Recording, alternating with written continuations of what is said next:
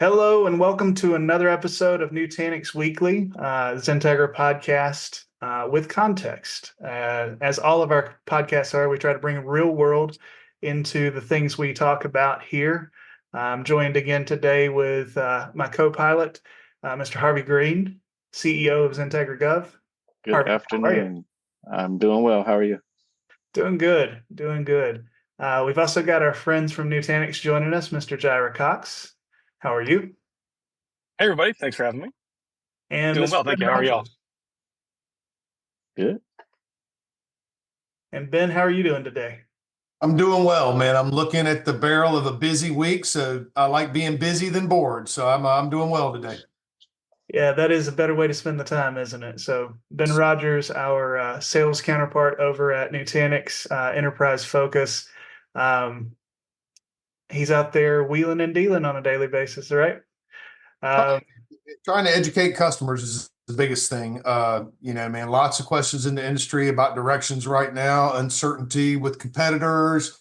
It's a good time to be working for Nutanix. So yeah, I imagine so. A lot of uncertainty in the marketplace right now. A lot of people who are fearful.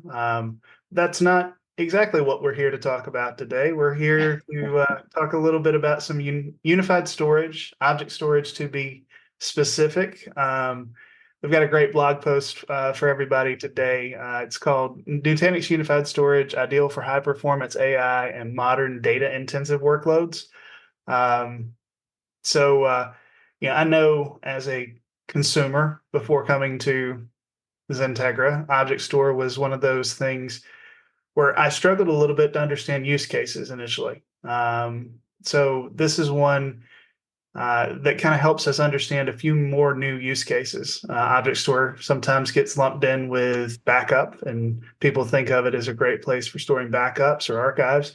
But here we're talking about high performance AI and modern data intensive workloads. So, blog post today is written by Santosh Saruval from Nutanix. He's product marketing manager for Unified Storage.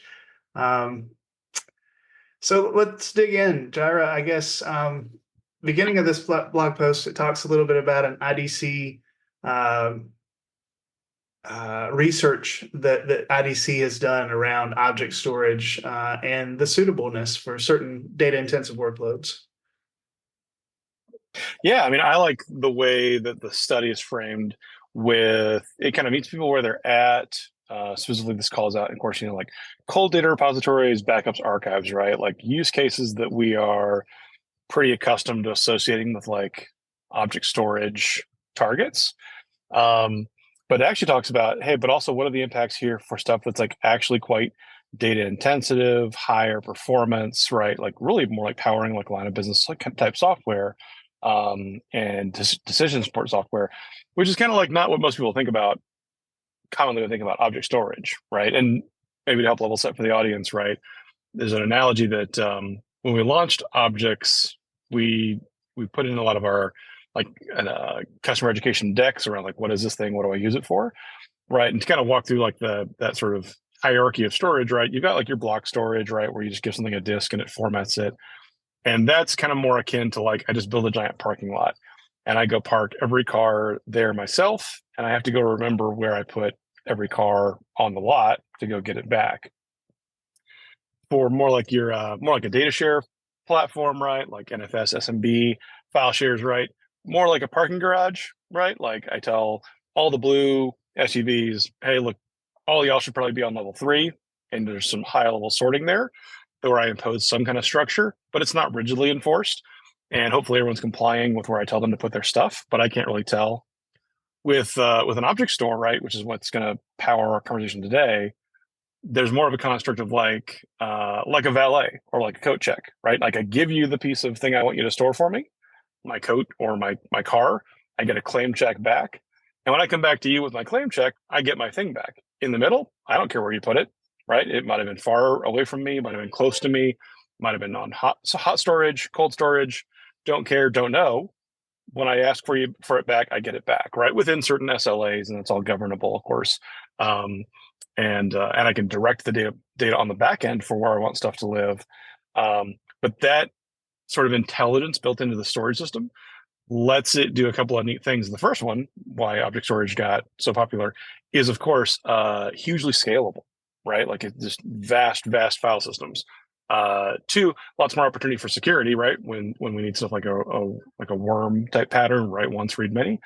But beyond that, once performance joins all of those features at the party, this is where it gets really interesting for applications and for our customers.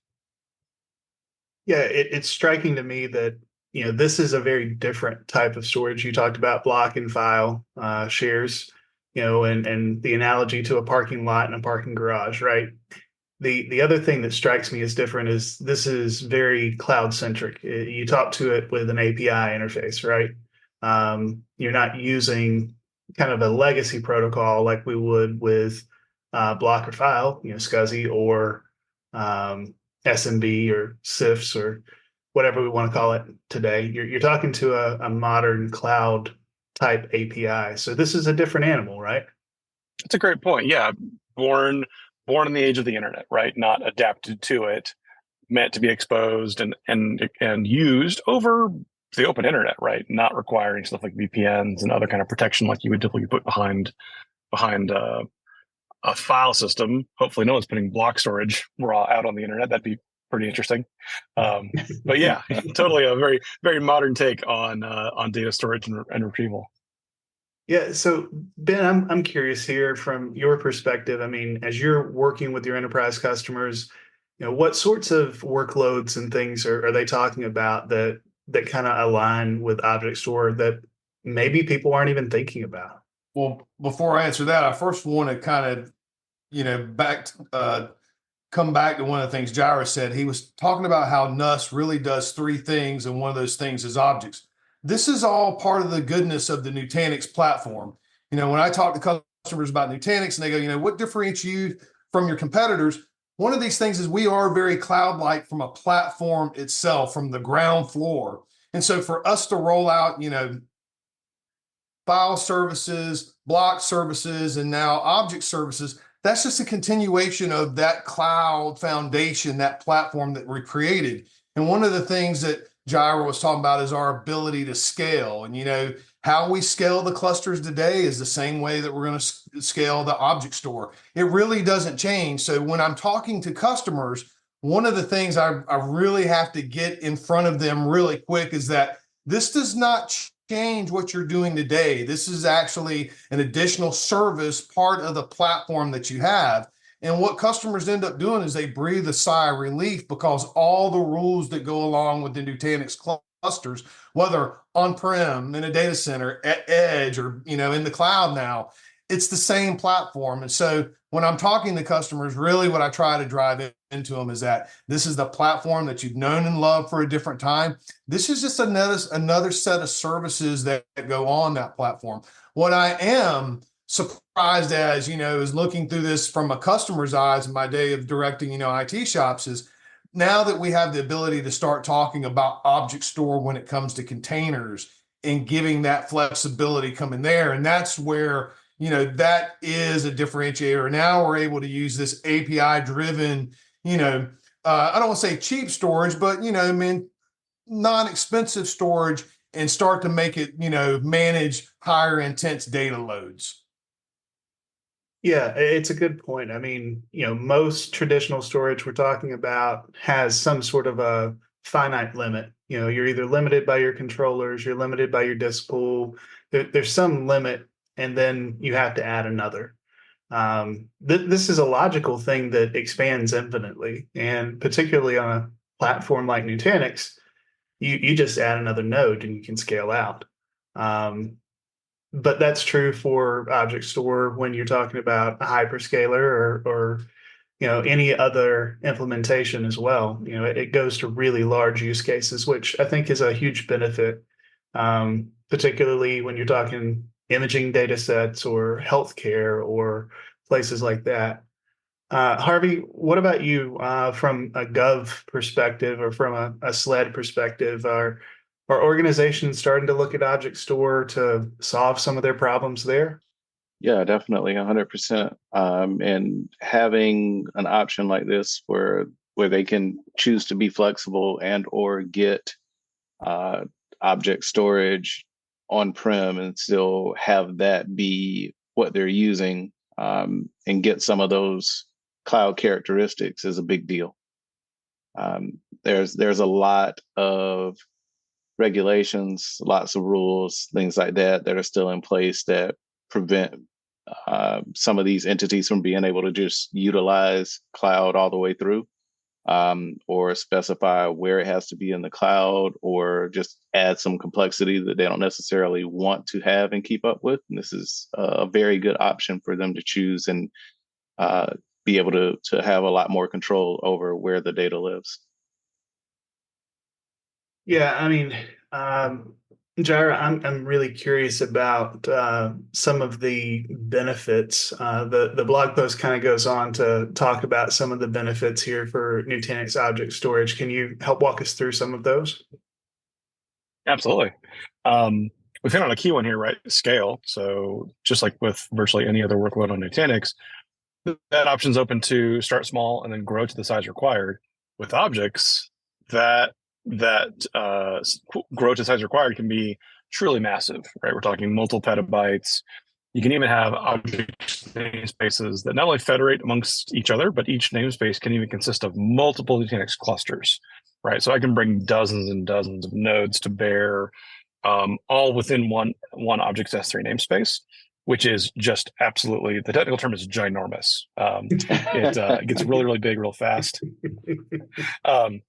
But then what can it, of course, do for you, right? So a really cool 1-2 punch is validation that we call out here for validation with both Vertica and Snowflake for analytics platforms. But even more of like a yes and really, really cool enhancement there is the ability to then query against the data set from platforms like Snowflake, right?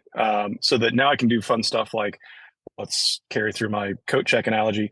If I own all the coats, right? I'm not taking anyone else's coats here. I can say, bring me all of the brown coats size XL, right? Not bring me all the coats and I'll sort through them and then give you back the ones that I don't want or whatever, just blast them out of the cache.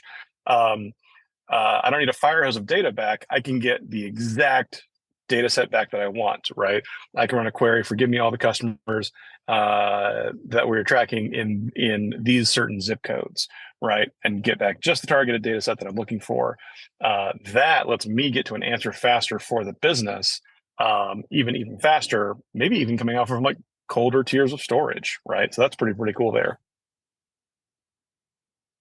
Yeah, I mean, one of the other use cases here, which I think is interesting, is Splunk.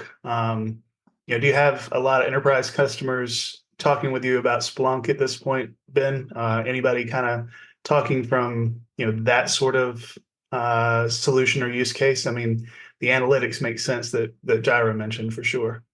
It does, and you have to be careful because Splunk is a partner of ours, but at the same time could be competitors in some spaces. But where customers are really talking to us about is if they've got Splunk in the cloud and they're paying that cloud storage cost. We've got some customers that are looking at this potentially being a place where they could land the Splunk, where they would get higher performance at a lower cost. Me personally, some of those conversations are, in the infancy and the start, but this is one place where we actively have customers going, hey, how can you help me bring my storage down in the cloud version of Splunk? So again, it's a place where customers are looking at their options, and our platform is able to provide those options as well. I also think it's interesting when you're looking at this is the amount of third parties that are starting to invest on the platform. You see Snowflake doing this, man. You see them a lot in the market and see them a lot in data analytics. And so for them to partner with us on this, it excites me because they're seeing the value of it and they're actually extending that to their customers. Yeah, I mean, you make a great point with the names. I mean, just here in this one blog post, you're talking about a lot of the standard sort of solutions in the analytics space. You're talking Kafka, Vertica, Snowflake, the Apache Spark project, support for a lot of different choices, which is great too, I think, for our customers, right? I mean, I'm a huge advocate for having choice when it comes to, your platforms and how you choose to go to market or solve your business problems, I guess. Um, so yeah, I mean, this is almost a universal thing. That's one of the things that I try to talk with customers about who are having a tough time maybe understanding S3 and their choices out there. That that's become kind of the standard way to talk, and so having that strong S3 support opens up a huge amount of options for you. And we are building security platforms around these tools. So we have Data Lens, which is a great product. We're not quite there with the technology yet to be able to analyze object stores, but that's in the pipeline. So, I'm able to look at customers and go, you make the investment in this technology, we're going to continue to develop on that. And we're going to bring tool sets that are going to allow you to do like data governance, the ability to scan for ransomware in object stores. I mean, there's a lot of goodness that our company is looking at bringing to this platform, particularly in this unified storage area. It's a big market for us, and it's a relatively new market for us. I mean, we've been doing this a while, but we're actively starting to get aggressive with our place in the marketplace. And people like IDC are seeing that. Well, and I guess it's also important that this is baked in, not bolted on. A lot of the competing solutions have something sitting in front of maybe traditional storage, and they're trying to serve up, these modern protocols. This is truly baked into the platform. I mean, how important is that, Harvey? I mean, not having kind of that bolt-on mentality. Yeah, I mean, hugely important. This is something that I had been talking about overall with Nutanix and the way that they took their approaches, not to just bolt on overall in their platform, being able to have that. I guess I'll refer to it right now as smoothness. The things that all work together because they were made together and they were programmed together. Not just, oh, I like that, let me pull it and then try to make it all work together.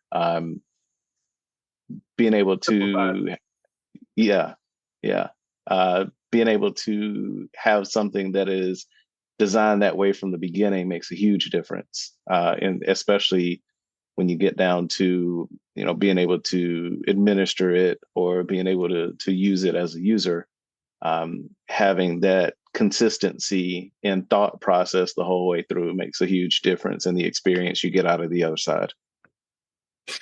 Yeah, having that like that one hand to shake, right? That can cover, the hardware, the hypervisor, the storage, the firmware update process and engine, the maybe even your workloads, right? If you wanted to choose to run like stuff like Postgres on us, even manage Postgres where we can help out, even with supporting stuff like that, and then querying against the S3 storage set as well.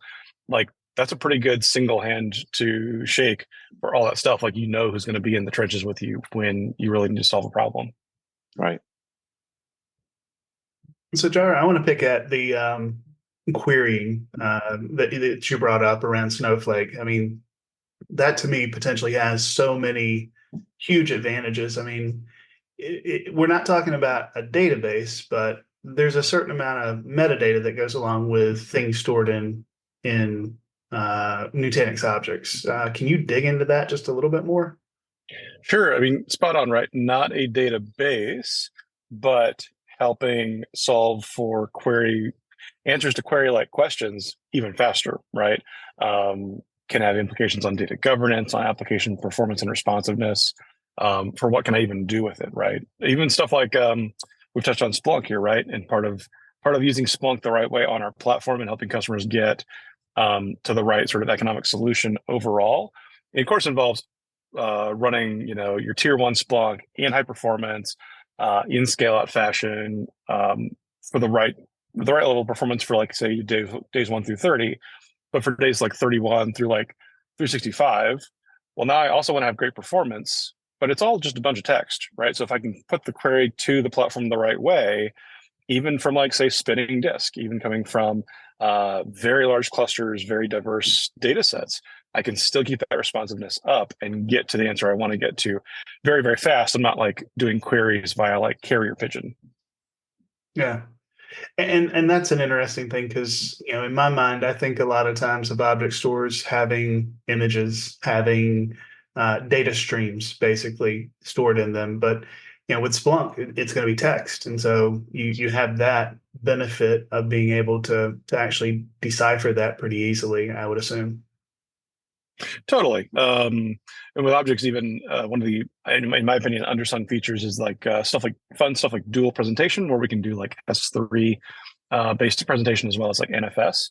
So I can ingest, say, like clickstream data from like a web farm one way, but analyze it a different way and have different ways to approach the exact same data set. And that's a huge benefit when we start talking about layering on analytics platforms onto this. Now, to throw it out to the group, I mean, as you're working with customers, are there any really interesting use cases that you've come across that you were like, wow, that's really inventive, that's really cool? I mean, sure, but I can't tell you about them. You'd have to kill me. That's a good answer. That's a good answer. Harvey stole my answer. No, even I mean, touching back on, and this one might be is topical even for you guys and for the audience. We have a customer who hosts backups as a service, right? Which typically for connectivity to the on-prem user's data set would involve lots of complicated tunnels and lots of multi-tenant type of complicated networking. The benefit of objects, right, as that able to be secure even over the open web technology, is that it's an easy endpoint to deploy and manage. And hey, here's your key pair for sending your backup data to us, right? And then it's easy for the customer to manage, easy to prove that it's secure, and easy for the provider to say, yeah, we're open for business, right? Whether it's a little bit of data or a lot of data or a little bit of data that grows into a lot of data, we're here for all of that, right? So scalability, security, and accessibility of the platform, all sort of key there to that kind of use case. Yeah, and Ben said it earlier, security baked right in, so you don't have to worry about it. You mentioned that again. It's really the beauty of a platform like this is it was made in our modern era. It wasn't something that had to be, refactored. It was meant for cloud use cases. So it's a huge, huge benefit here. Yeah, spot on. I think another benefit of all this, specifically for new customers and existing customers both, is the ability to consolidate your tool set. So this brings, a lot of our customers are running, objects in another store or another service. It's another pane of glass they're having to manage. And so we've really seen some customers, one, go, wow, I can do this on your platform and I can do it under the same prism that I've been using the whole long. Yes, you can. And then to come back around and go, now you can do it with performance, and we can, add all these things that you now can run container workloads, these AI workloads in a relatively thin storage area. I mean, it's an incredible story, and it's one that we really do have a lot of customers starting to go, how can I collapse tool sets and product sets into this and make this the platform? Yeah, I think that's a great point, man. The ability to pair it with containerized applications is really great, because one of the factors of those self-contained applications is that your data is sort of encapsulated and lives together. And so just like we were talking about where the metadata survives around this inside of the Nutanix objects, now your containerized application can talk directly, pull those things in, and make use of them natively without having to have some other data store somewhere else that it's talking to correlate things together. And Philip, I'm going to go off script here. How you made it through that with all the background action is incredible. For the crowd, we just had an interesting we're all cameraed and we had interesting background activity going on with one of our participants that for me, I've lost it for a minute. So Philip, good job keeping a straight face during all that. Well, we always expect the unexpected, I guess. It's the world we live in with Zoom meetings today. Well, guys, this has been a great discussion. Unified storage is one of those, I feel like, mainstream products within the Nutanix portfolio that just makes a lot of sense for so many customers. This one, whether you're thinking about object store for backups or for you know imaging, video files, patient records. There's so many different ways that you can leverage object store, and it has become kind of that standard for storing information on the internet. So, guys, I just want to say thanks for the discussion. Any final remarks wrapping up? I I'd say guess thank you guys for the time as well. Go ahead, Jirah.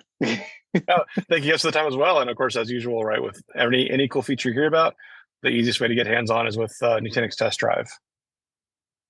Yep. And for anybody who wants one of those really, really live wallpapers, like I have going on behind me, with the kids throwing balloons up in the air, it's so live you can just pinch it. You just contact me and let me know. Make sure you get one. Yeah, it's a great conversation with you guys, man. I always have a good time. And XenTegra, we appreciate you promoting the goodness of the platform. I feel like 2024 is going to be a good year for Nutanix, and we appreciate your partnership. And man, we appreciate you having podcasts like this. So thank you. Yeah, we appreciate you guys too. It says a lot when we have an active partner that we're working with, like the Nutanix folks. Jirah, Ben, your support is great. We're just going to have a love fest here at the end of this podcast, I guess. But I mean that. You guys are great for showing up and also giving your time to all the listeners and all of our peers that are learning from all of the work that we're doing together. So we really appreciate you. And to those listening, just want to say thanks for spending a few minutes with us too on another XenTegra podcast, a podcast with context, we hope. That's always our goal. They're a little bit unscripted. Hopefully you laugh a little bit too and learn something at the end of the day. So until next time, thanks, gents, and thanks, listeners. We will see you in the next episode. Thank you, guys. All right, have a good one.